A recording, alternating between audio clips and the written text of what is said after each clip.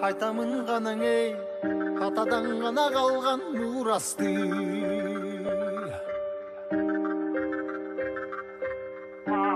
Жаңырып заман ей, жаңымын баба салтын улантты.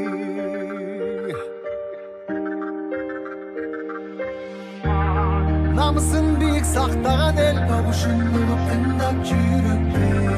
Қадырын тұйып барықтанам ей, қайратынан жанбаған, қалың елді барықтаған. Егемендікті еншілеп өмірін берген бізген қаншадам ей.